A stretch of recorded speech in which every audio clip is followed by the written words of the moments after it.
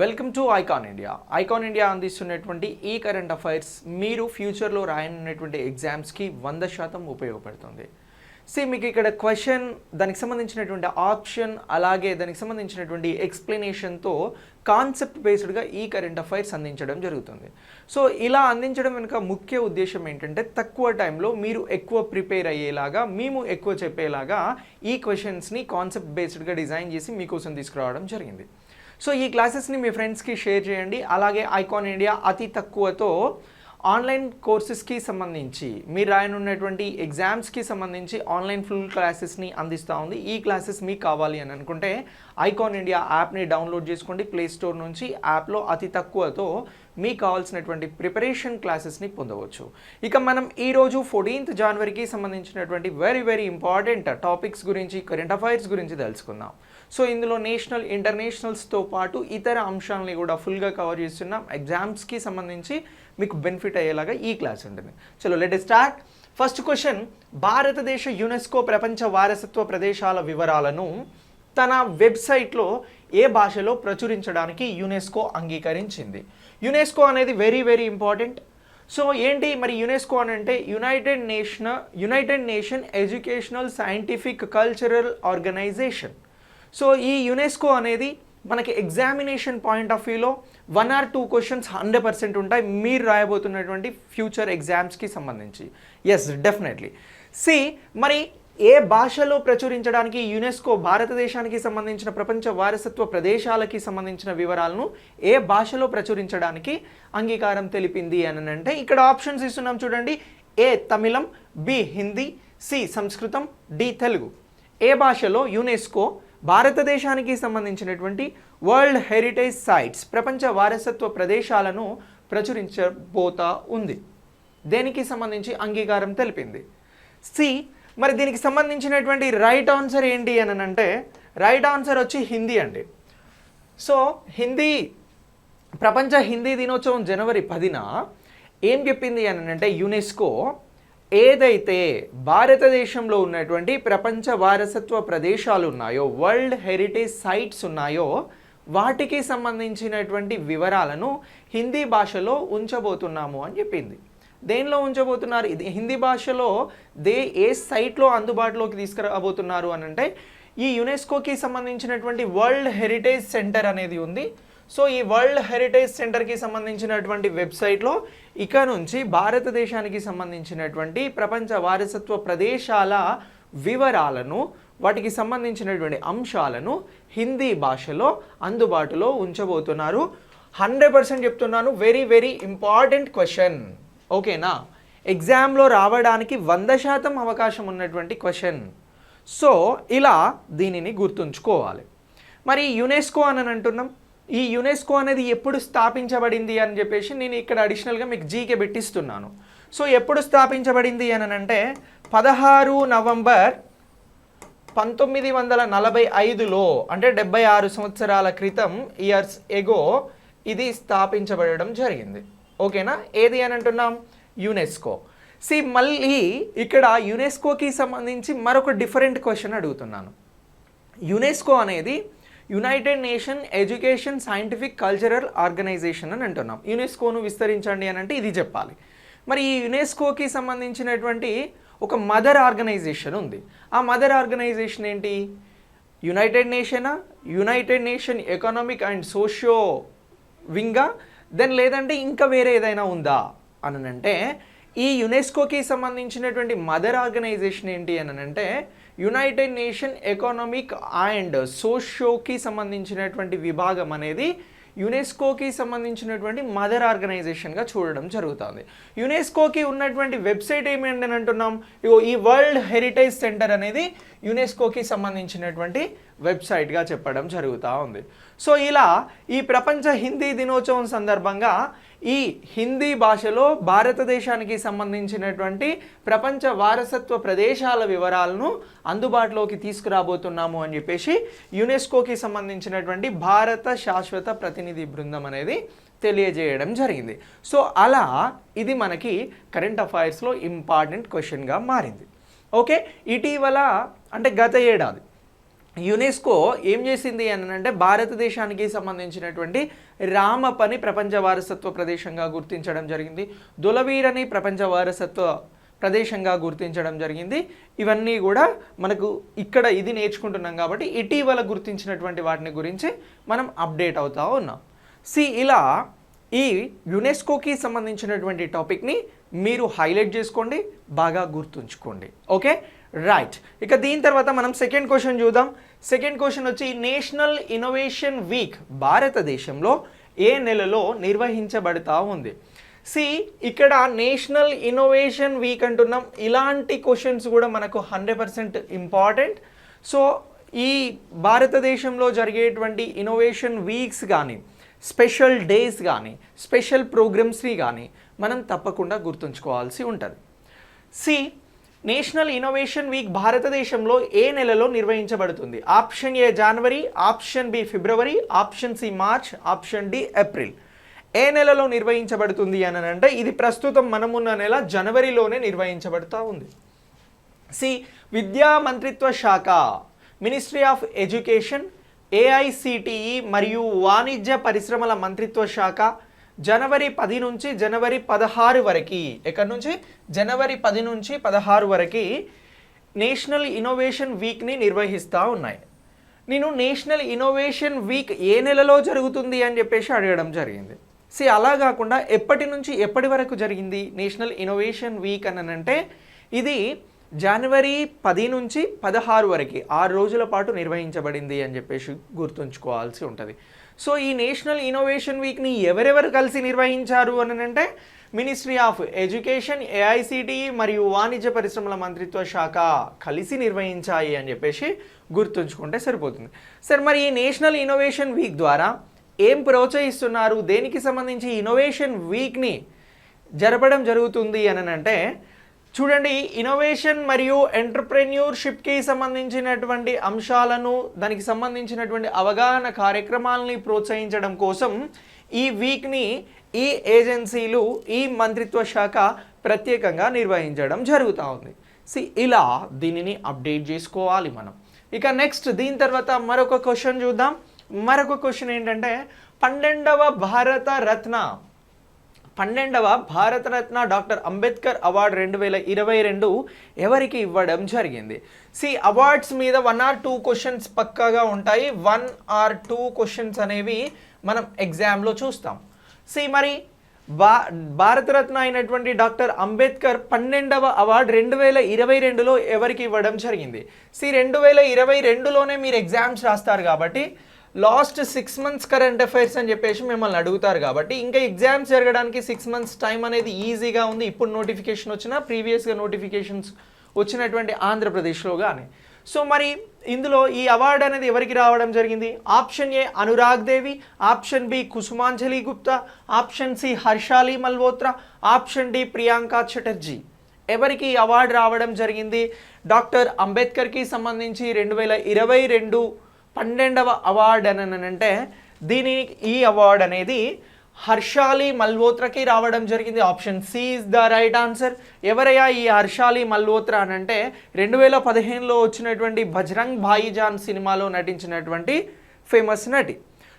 ఈమె చలనచిత్రంలో చేసినటువంటి సేవలకి సంబంధించి ఈ 12వ భారతరత్న అంబేద్కర్ అవార్డు 2022ని భగత్ సింగ్ కోశ్యారి, ఎవరు ఇతను అని అంటే ఈ మహారాష్ట్రకి సంబంధించినటువంటి గవర్నర్ అండి. ఈ మహారాష్ట్ర గవర్నర్ భగత్ సింగ్ కోశ్యారి ఆమెకి, ఎవరికి? ఈ హర్షాలి మల్హోత్రాకి అవార్డుని అందజేయడం జరిగింది.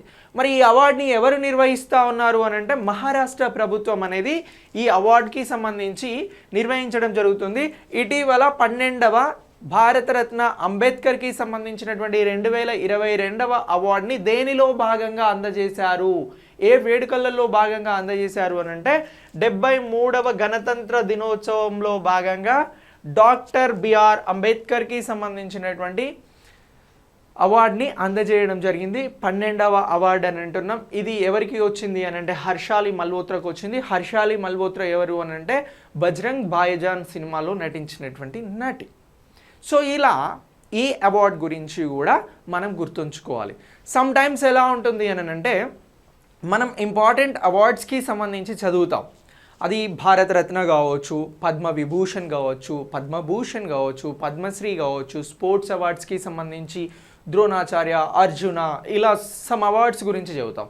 సమ్ టైమ్స్ మనం ఫిలిం అవార్డ్స్ గురించి కూడా చదువుతాం, ఇతర అవార్డ్స్ గురించి చదువుతాం. సో ఇలాంటి వాటి గురించి కూడా ఇంకెక్కువగా గుర్తుంచుకోవాలి. తక్కువ ఫోకస్ ఏరియా ఉండేటువంటి వాటిని జస్ట్ మీరు అక్కడ చదువున్నారా లేదా అని టెస్ట్ చేయడం కోసం ఎగ్జామినర్ ఆలోచిస్తే ఇలాంటి క్వశ్చన్స్ ఇంపార్టెంట్ క్వశ్చన్స్గా వీటిని ఇవ్వడం జరుగుతూ ఉంది. సో ఇలా ఈ అవార్డ్స్ అనేవి కూడా మనకు చాలా చాలా ఇంపార్టెంట్. ఇక దీని తర్వాత నెక్స్ట్ క్వశ్చన్ చూద్దాం. నెక్స్ట్ క్వశ్చన్ వచ్చి mission Olympic cell target Olympic podium scheme TOPSకు మొత్తం ఎంతమంది అథ్లెట్స్ ఎంపికయ్యారు? Very very important question. స్పోర్ట్స్కి సంబంధించి అవార్డ్సే కాదు, స్పోర్ట్స్కి సంబంధించినటువంటి అప్డేట్స్ కూడా ఇంపార్టెంట్. ఖచ్చితంగా స్పోర్ట్స్లో ఎవరు విన్ అయ్యారు, ఎవరు ఓడిపోయారు అనేటువంటి కోణంలోనే ప్రశ్నలు కాకుండా స్పోర్ట్స్లో వస్తున్నటువంటి ఇంపార్టెంట్ అంశాలను బేస్ చేసుకొని కూడా మనకి ఎగ్జామ్లో క్వశ్చన్స్ అనేవి వస్తాయి. అలా క్వశ్చన్ వచ్చినప్పుడు మనం ఇబ్బంది పడకుండా ఉండాలి అని అంటే ఇలాంటి టాపిక్స్ పైన ఫోకస్ చేయాలి. మిషన్ ఒలింపిక్ సెల్ అని అంటున్నాం, టార్గెట్ ఒలింపిక్ పోడియం స్కీమ్ అంటున్నాం. సో దీనికి సంబంధించి మొత్తం ఎంతమంది అథ్లెట్స్ ఎంపికయ్యారు? Very very important question. Option A 101, option B 151, option C 201, option D 301. ఎంతమంది అథ్లెట్స్ ఈ ఒలింపిక్ సెల్కి అలాగే ఈ ఒలింపిక్ పోడియం స్కీమ్కి ఎంపిక అవ్వడం జరిగింది అంటే ఆన్సర్ వచ్చి ఇది 301 అండి. మొత్తం 301 మంది అథ్లెట్స్ని టార్గెట్ ఒలింపిక్ పోడియం కోసం ఎంపిక చేయడం జరిగింది. ఎవరు ఎంపిక చేశారు అని అంటే క్రీడల శాఖ మంత్రి ఆధ్వర్యంలోని mission Olympic cell target Olympic podium scheme అనేది దీని కింద 10 మంది కొత్త అథ్లెట్స్ని 5గురిని అథ్లెట్ కోర్ గ్రూప్లో చేర్చడం జరిగింది. ఈ 5గురు డెవలప్మెంట్ గ్రూప్కి జోడించబడ్డారు. ఇప్పుడు టార్గెట్ ఒలింపిక్ పోడియం స్కీమ్ కింద మొత్తం అథ్లెట్ల సంఖ్య 301కి చేరుకుంది. ఓకేనా? ఈ 301లో 107 మంది డెవలప్మెంట్ గ్రూప్లో ఉన్నారు. ఇక 294 మంది కోర్ గ్రూప్లో మొత్తం 107 మంది ఉన్నారు. డెవలప్మెంట్ గ్రూప్లో 294 మంది ఉన్నారు. ఓకేనా?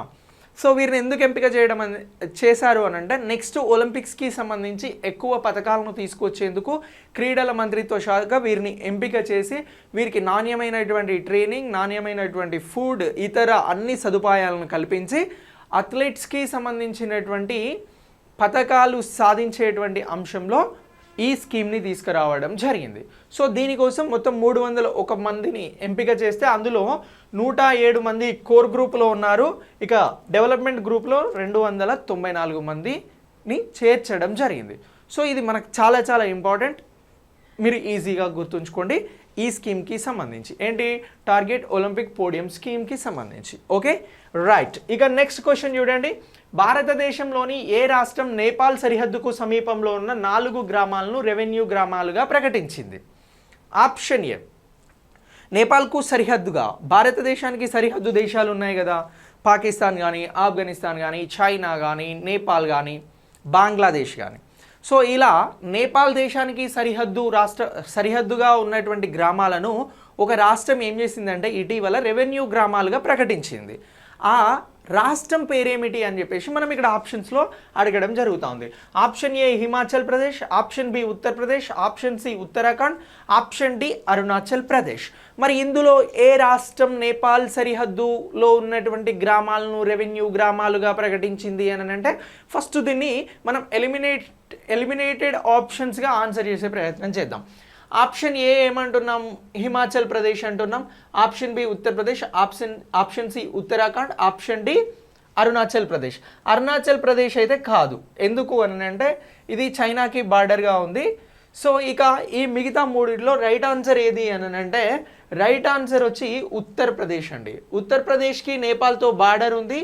ఈ ఉత్తరప్రదేశ్కి సంబంధించి నేపాల్ సరిహద్దుకు సమీపంలో ఉన్నటువంటి 4 గ్రామాలను రెవెన్యూ గ్రామాలుగా ప్రకటించింది. ఇటీవల యూపీకి సంబంధించినటువంటి ఎన్నికలు జరగబోతా ఉన్నాయి. సార్వత్రిక ఎన్నికల ప్రకటనకు ముందే ఈ నిర్ణయాన్ని తీసుకున్నట్లు కూడా బహ్రైచ్ జిల్లా మెజిస్ట్రేటివ్ దినేష్ చంద్ర సింగ్ తెలిపారు. ఎవరంటున్నాం? బహ్రైచ్ జిల్లాకి సంబంధించినటువంటి మెజిస్ట్రేట్ తెలపడం జరిగింది. ఓకేనా? సో ఇక జిల్లాలో ఉన్నటువంటి మిహిన్ పూర్వ తహసీల్లో ఉన్న 4 గ్రామాల పేర్లు ఏంటి అని అంటే భవానీపూర్, తేతియా, దాఖియా మరియు బిచియా. సో ఈ 4 గ్రామాల పేర్లు ఇచ్చి ఇవి ఏ దేశానికి సరిహద్దులో ఉన్నాయి, ఏ రాష్ట్రంలో కలపబడ్డాయి అని అంటే నేపాల్కి సంబంధించినటువంటి దేశానికి సరిహద్దు గ్రామాలుగా ఉన్నాయి. ఉత్తరప్రదేశ్లో కలపడం జరిగింది. ఉత్తరప్రదేశ్లో రెవెన్యూ గ్రామాలుగా గుర్తించడం జరిగింది అని చెప్తే మనకు సరిపోతుంది. ఓకేనా. ఆ 4 గ్రామాల పేర్లు ఏంటి అని అడిగితే ఇటీవల నేపాల్ నుంచి ఉత్తరప్రదేశ్లో కలిసినటువంటి 4 గ్రామాల పేర్లు ఏంటి, రెవెన్యూ గ్రామాలుగా ప్రకటించినటువంటి 4 గ్రామాల పేర్లు ఏంటి అని అడగచ్చు. అప్పుడు మనం చెప్పాల్సింది ఏంటి, భవానీపూర్, తేదియా, దాకియా, బిచియా. ఓకేనా. సో దీనికి సంబంధించినటువంటి అధికార ప్రకటన ఎవరు చేశారు అని అంటే బహ్రెచ్కి సంబంధించినటువంటి కలెక్టర్ గారు చేయడం జరిగింది. మెజిస్ట్రేట్ అంటే ఎవరు, కలెక్టర్.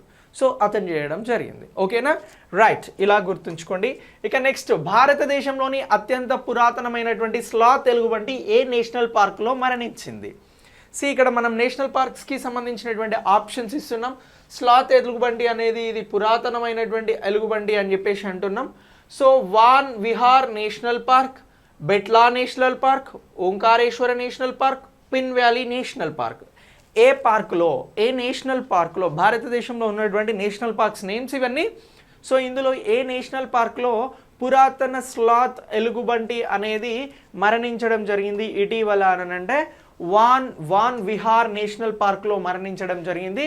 ఇక ఈ భారతదేశంలోని పురాతన స్లాత్ ఎలుగుబంటి గులాబో. ఇటీవల మరణించిన స్లాత్ ఎలుగుబంటి పేరేంటి అని అంటే గులాబో అని చెప్పేసి గుర్తుంచుకోవాలి.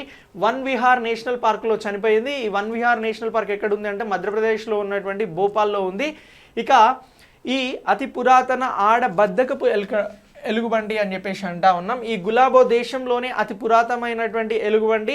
మొత్తం 40 సంవత్సరాల వయసు కలిగింది. ఇది 25 సంవత్సరాల వయసు అప్పుడు 2006లో దీన్ని వీధి ప్రదర్శనకారుల నుండి రక్షించబడింది. ఏది, ఇప్పుడు చనిపోయినటువంటి స్లాత్ ఎలుగుబంటి. సో ఇది 40 సంవత్సరాల వయసు కలిగి ఉంది అని అంటున్నాం.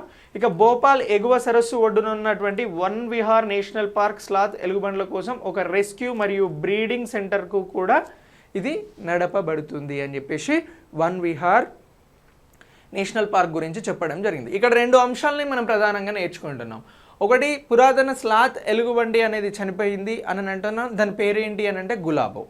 ఓకేనా. దీని వయసు 40 సంవత్సరాలు. 25 సంవత్సరాల వయసులో ఇది వీధి ప్రదర్శనకారుల నుంచి రక్షించబడింది అని అంటున్నాం. అసలు వన్ విహార్ నేషనల్ పార్క్ ఎక్కడ ఉంది అని అంటే మధ్యప్రదేశ్ భోపాల్లో ఉంది అని చెప్పేసి గుర్తుంచుకుంటే సరిపోతుంది జాగ్రఫీ పాయింట్ ఆఫ్ వ్యూలో. అలాగే ఇలాంటి ఇంపార్టెంట్ జంతువులకి సంబంధించి, యానిమల్స్కి సంబంధించినటువంటి పాయింట్ ఆఫ్ వ్యూలో ఇది మనకి వెరీ వెరీ ఇంపార్టెంట్గా గుర్తుంచుకోండి. Okay, right. ఇక దీని తర్వాత నెక్స్ట్ క్వశ్చన్ చూడండి. PM నరేంద్ర మోదీ పంజాబ్ పర్యటన భద్రతా లోపాలపై విచారణ జరిపేందుకు సుప్రీంకోర్టు 5 సభ్యులతో ఏర్పాటు చేసిన కమిటీకి ఎవరు నాయకత్వం వహిస్తున్నారు? Very very important.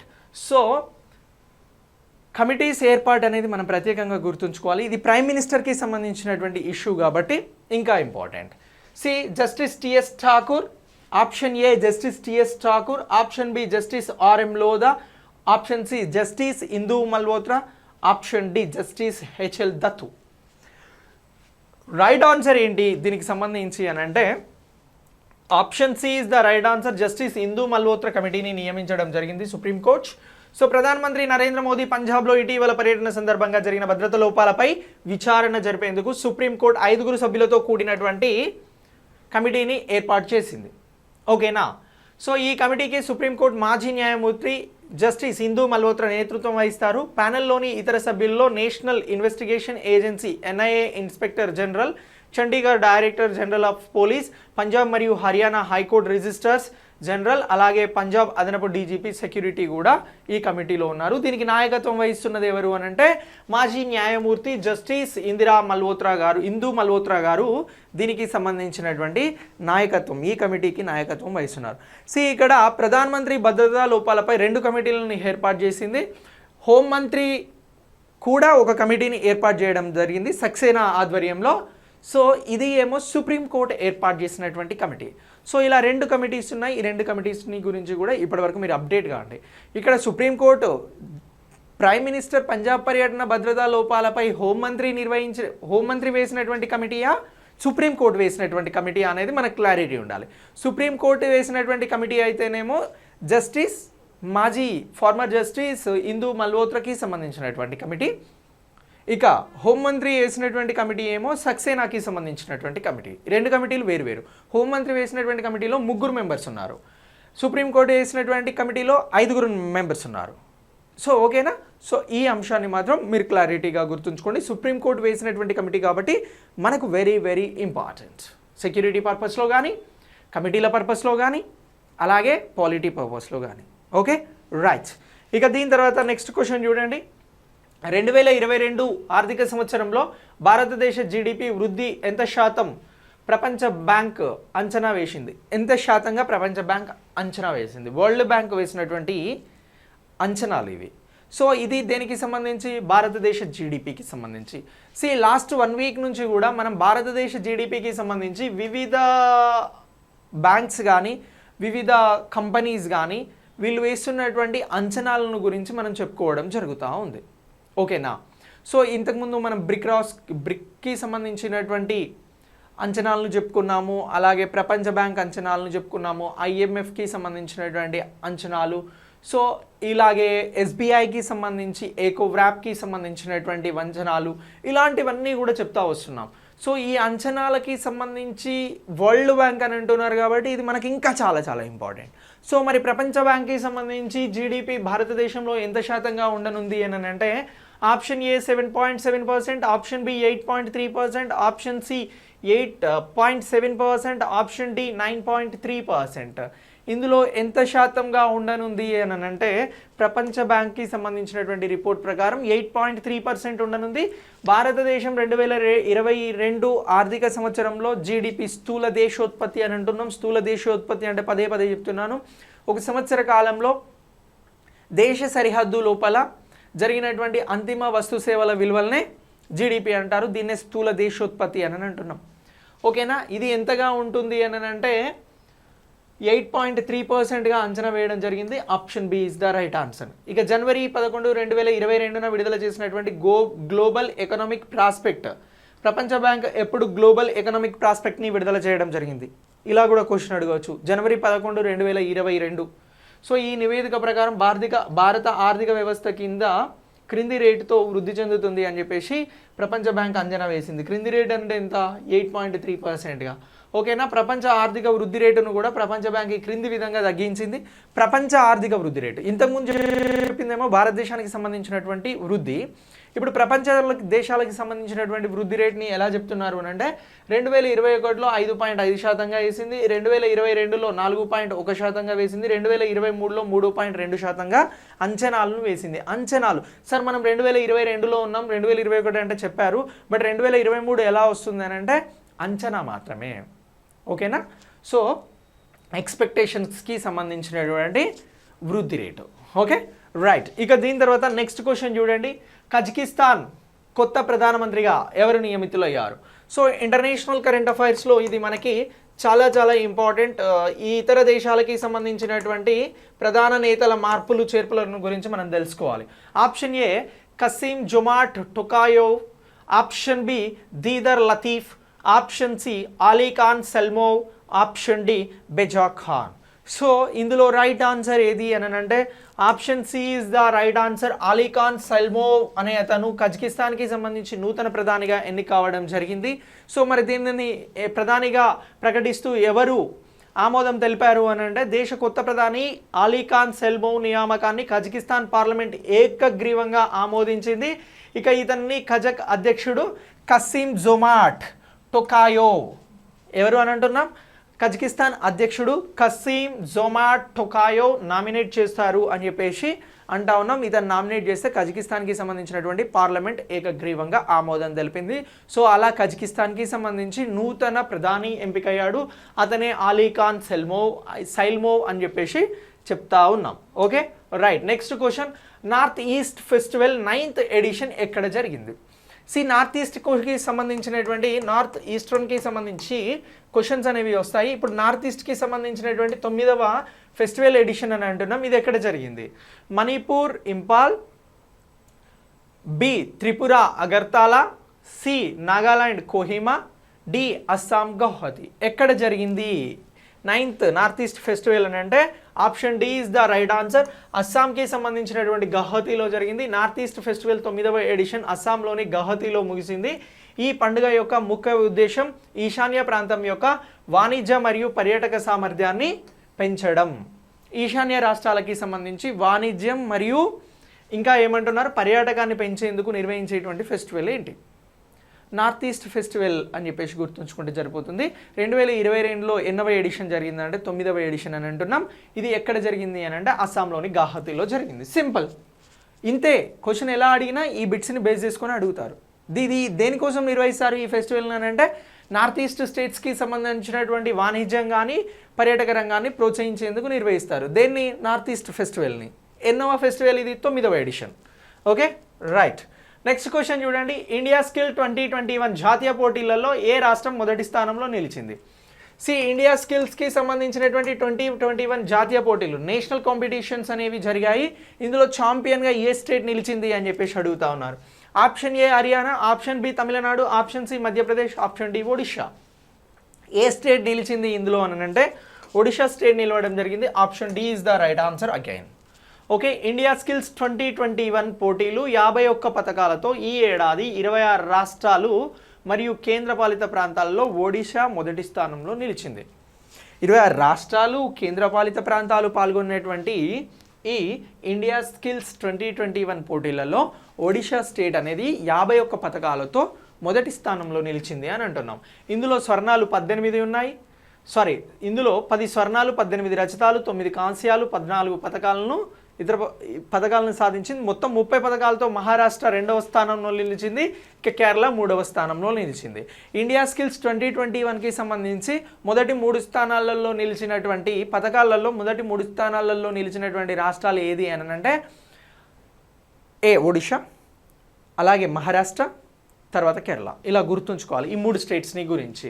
ఇక ఈ ఇండియా స్కిల్స్ 2021 పోటీలలో గెలిచినటువంటి వారిని ఎక్కడికి పంపిస్తారని అంటే 2022లో జరుగుతున్నటువంటి చైనాలో జరుగుతున్నటువంటి షాంఘైలో జరిగే వరల్డ్ స్కిల్స్ ఇంటర్నేషనల్ కాంపిటీషన్లో పాల్గొనే అవకాశాన్ని కూడా కల్పిస్తారు. ఇక ఈ పోటీలు ఎప్పటి నుంచి ఎప్పటి వరకు ఎక్కడ జరిగాయని అంటే ఈ నెల 7 నుంచి 9 వరకు, జనవరి 7 నుంచి 9 వరకు ఢిల్లీలో నిర్వహించడం జరిగింది. ఎక్కడ అని అంటే ఢిల్లీలో ప్రగతి మైదాన్లో ఇండియా స్కిల్స్ పోటీలను నిర్వహించడం జరిగింది. ఓకే, సో ఇలా దీన్ని కూడా అప్డేట్ అవ్వండి. Very very important current affairs.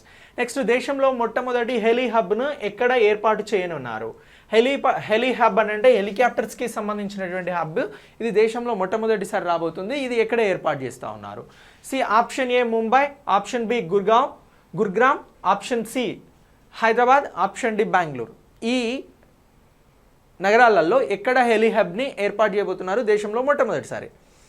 దీనికి సంబంధించినటువంటి రైట్ ఆన్సర్ ఏంటి అని అంటే గుర్గ్రామ్లో దీన్ని ఏర్పాటు చేయబోతా ఉన్నారు. హెలికాప్టర్ల కోసం ఒకే చోట అన్ని సౌకర్యాలను కలిగి ఉన్నటువంటి హెలీ హబ్ను భారతదేశంలోనే మొట్టమొదటిది. దీన్ని గురుగ్రామ్లో నిర్మించాలనేటువంటి ప్రతిపాదించారు. దీనికి ప్రభుత్వం కూడా ఓకే చెప్పింది. త్వరలో గురుగ్రామ్లో హెలీ హబ్ అనేది రాబోతుంది. ఓకేనా, ఇది లేటెస్ట్ అప్డేట్. వెరీ వెరీ ఇంపార్టెంట్గా గుర్తుంచుకోండి. దేశంలోనే మొట్టమొదటి హెలీ హబ్ అని అంటున్నాం. నెక్స్ట్, ఫిన్టెక్ ఫైనాన్షియల్ టెక్నాలజీని ఏ సంస్థ ఏర్పాటు చేసింది? National housing bank, reserve bank of India, India infrastructure finance company, option D exports imports bank of India. ఎవరు ఫిన్టెక్ ఫైనాన్షియల్ టెక్నాలజీని ఏర్పాటు చేయడం జరిగింది? Option B is the right answer. Reserve bank of India అనేది ఫిన్టెక్ని తీసుకురావడం జరిగింది. ఫిన్టెక్ అనేటువంటి అంశం మీకు ఎక్కడైనా ఎదురుపడితే ఎగ్జామ్లో దానికి సంబంధించినటువంటి right answer reserve bank of India ఉంటుంది. ఈ reserve bank of India fintech technology, financial technology కోసం ప్రత్యేక అంతర్గత విభాగాన్ని ఏర్పాటు చేసింది. ఇటీవల ఆర్బీఐ ఎగ్జిక్యూటివ్ డైరెక్టర్గా పదోన్నతి పొందినటువంటి అజయ్ కుమార్ చౌదరి డిపార్ట్మెంట్ హెడ్గా నియమించబడతారు. ఫినాన్షియల్స్కి సంబంధించినటువంటి ఏదైనా సమస్యలు ఇలాంటివి ఏర్పడితే సత్వరమే వాటికి సంబంధించినటువంటి దానికి సంబంధించినటువంటి సొల్యూషన్స్ చూపెట్టడం కోసం వచ్చినటువంటిదే రిజర్వ్ బ్యాంక్ ఆఫ్ ఇండియాకి సంబంధించినటువంటి ఫిన్టెక్ ఫైనాన్షియల్ టెక్నాలజీకి సంబంధించినటువంటిది. ఓకే, దీన్ని ఎవరు తీసుకొచ్చారు అంటే రిజర్వ్ బ్యాంక్ ఆఫ్ ఇండియా. దీనికి హెడ్గా ఎవరు నియమించబడ్డారు అని అంటే ఇటీవల ఎగ్జిక్యూటివ్ డైరెక్టర్గా పదోన్నతి పొందినటువంటి ఆర్బీఐకి చెందినటువంటి అజయ్ కుమార్ చౌదరి, ఫిన్టెక్కి సంబంధించినటువంటి ఫైనాన్షియల్ టెక్నాలజీకి సంబంధించినటువంటి డైరెక్టర్గా నియమించబడడం జరిగింది. ఓకే రైట్, డిపార్ట్మెంట్ హెడ్గా నియమించబడడం జరిగింది. నెక్స్ట్, దేశంలోని వాటర్ మెట్రో ప్రాజెక్ట్ని ప్రారంభించినటువంటి రాష్ట్రం ఏది? Very very important. ఇది కూడా మనకు హెలిహబ్ లాంటి క్వశ్చన్ ఎలా అయితే ఉందో అలానే ఇది కూడా మొదటిసారి దేశంలో ఏంటి మెట్రో ప్రాజెక్ట్. మెట్రో ప్రాజెక్ట్స్ మనకు తెలుసు, కానీ ఇక్కడ వాటర్ మెట్రో ప్రాజెక్ట్ అంటున్నాం. ఇలా ఇది చాలా చాలా important. Option A Paschim Bengal, option B Andhra Pradesh, option C Kerala, option D Tamil Nadu. ఏ రాష్ట్రంలో వాటర్ మెట్రో ప్రాజెక్ట్ వచ్చింది అని అంటే కేరళలో రావడం జరిగింది. Option C is the right answer. So భారతదేశంలో వాటర్ మెట్రో ప్రాజెక్ట్ను కలిగి ఉన్నటువంటి మొదటి రాష్ట్రంగా కేరళ అవతరించింది. కొచ్చి వాటర్ మెట్రో లిమిటెడ్ ద్వారా ఇది నిర్వహించబడుతుంది. 747 కోట్ల ప్రాజెక్టులో ఈ ప్రయోగం ఒక భాగం. సో ఈ బోట్లకు వాటర్ మెట్రోస్ అని చెప్పేసి పేరు పెట్టారు. బ్యాటరీస్ ద్వారా ఈ బోట్స్ అనేవి నడుస్తాయి. ఇక 819 కోట్లతో ప్రాజెక్టు యొక్క ప్రధాన భాగం ఇండో జర్మన్ ఫైనాన్షియల్ కోఆపరేషన్ కింద German funding agency Kreditanstalt für Wiederaufbau 85 million యూరోలు అంటే 575 కోట్ల దీర్ఘకాలిక రుణ ఒప్పందం చేసుకొని ఈ ప్రాజెక్ట్ని నిర్వహించడం జరుగుతూ ఉంది. క్వశ్చన్ ఏమడిగినాం, భారతదేశంలో మొదటి వాటర్ మెట్రో అనేది ఏ రాష్ట్రంలో నిర్వహించబడుతుంది అని అంటే కేరళ. దానికి మనకు ఆన్సర్ వచ్చింది. ఇందులో ఇంకో 2-3 క్వశ్చన్స్ మనం డిజైన్ చేయొచ్చండి. ఎలా అనంటే, సో ఈ వాటర్ మెట్రో దానికి సంబంధించి ఏ దేశాల మధ్యన ఒప్పందం కుదిరింది ఫైనాన్షియల్స్ కోసం అంటే ఇండో జర్మన్కి సంబంధించినటువంటి ఫైనాన్షియల్ కోఆపరేషన్ అంటున్నాం. దీనికి ఫండింగ్ చేస్తున్నటువంటి వారు ఎవరు అని అంటే జర్మనీకి సంబంధించినటువంటి క్రెడిట్ అండ్ స్టాల్ట్ ఫర్ వైడైర్ ఆఫ్ బో అని చెప్పేసి అంటున్నాం. సో ఎంత దీర్ఘకాలిక రుణ ఒప్పందంతో ఎన్ని కోట్లు తీసుకుంటున్నారు, ఎన్ని కోట్లు సమకూరుస్తున్నారు అంటే 579 కోట్లు. సో ఇలా ఈ ప్రాజెక్ట్ని ఎవరు నిర్వహిస్తున్నారు అని అంటే రాష్ట్రంలో మొదటి కేరళ అవతరించింది. కొచ్చి వాటర్ మెట్రో లిమిటెడ్ ద్వారా ఇది నిర్వహించబడుతుంది అని చెప్పేసి చెప్తే సరిపోతుంది. ఇలా మనకు ఒక 5-6 క్వశ్చన్స్ అనేవి ఈ కాన్సెప్ట్ నుంచి డిజైన్ చేసుకోవడం జరుగుతూ ఉంది. ఓకే, ఇలా ప్రతిదీ కూడా మీరు గుర్తుంచుకోవాలి, ప్రతిదీ కూడా అప్డేట్ అవ్వాలి. ఇక మిషన్ అమానత్ కార్యక్రమాన్ని భారత రైల్వేలోని ఏ జోన్ ప్రారంభించింది? మిషన్ అమానత్ అనేది కొత్తగా ఒక కార్యక్రమాన్ని తీసుకురావడం జరిగింది, ఒక స్కీమ్ని ప్రారంభించడం జరిగింది. ఇది మనం క్లియర్గా క్వశ్చన్లోనే చెప్తున్నాం, భారత రైల్వే జోన్ ప్రారంభించింది అంటున్నాం. అది ఏ zone? C option A western zone, option B central zone, option C east coast zone, option D southern zone. ఏ రైల్వే జోన్ ఈ మిషన్ అమానత్ అనేటువంటి కార్యక్రమాన్ని తీసుకొచ్చింది అని అంటే ఇది తీసుకొచ్చినటువంటిది వెస్ట్రన్ పశ్చిమ రైల్వే జోన్ తీసుకురావడం జరిగింది.